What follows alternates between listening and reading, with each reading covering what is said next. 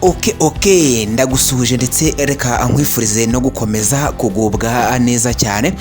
Muri kano kanya rero tugarutse muri update z'amakuru ari kugenda agarukaho muri Tour du Rwanda. Ni etape irimo irabera mu karere ka Musanze, aho bari kuva mu karere ka Musanze bazamuka Kinigi.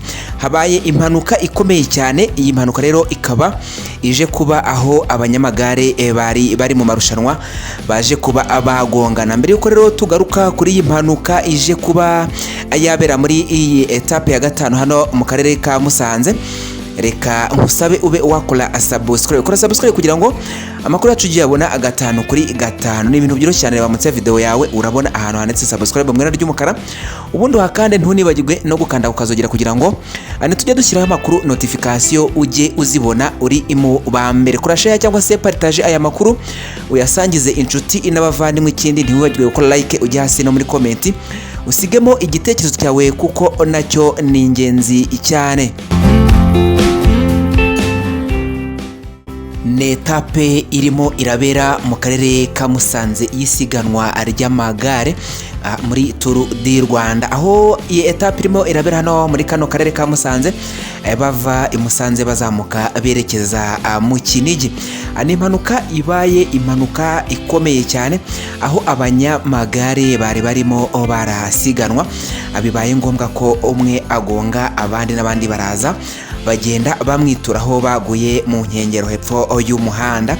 Bikaba rero ibintu bikomeje kugenda bigarukwaho cyane by'iyi mpanuka ibereye hano muri kano karere ka Musanze muri Tour du Rwanda etape ya gatanu. Mbere yuko tugaruka kuri iyi etape ya gatanu hano mu karere ka Musanze, cyane cyane kuri iyi mpanuka ije kuba yaba, reka tugaruke gatoya ku munsi w'ejo hashize muri etape ya kane mu karere ka Karongi. Ni ibintu bitashimishije abantu benshi.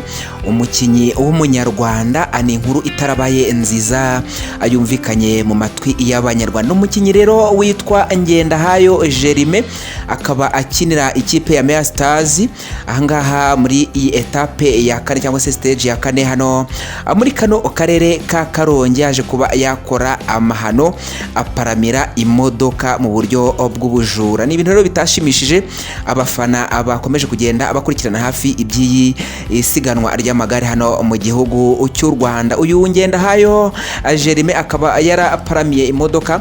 Namwe murabyumva neza, guparamira imodoka n'uvuga ngo ni kwa kundi imodoka iba irimo iragenda umunyegare akayifataho. Uyu mukinyi rero ukinira Mea Stars witwa Ngendahayo Jerime akaba yaraparamiye imodoka, ndetse tukaba tugiye kugaruka ku bihano yaje kuba yahabwa. Ni ibintu bitashimishije abaje kuba ababyumva ndetse n'abafana be muri rusange.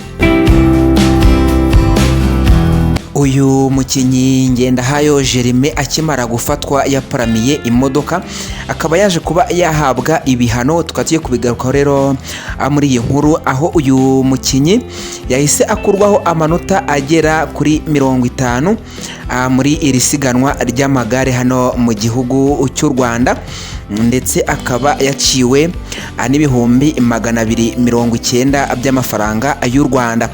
Aya mafaranga ibihumbi 290 rero yaje kuba yacibwa.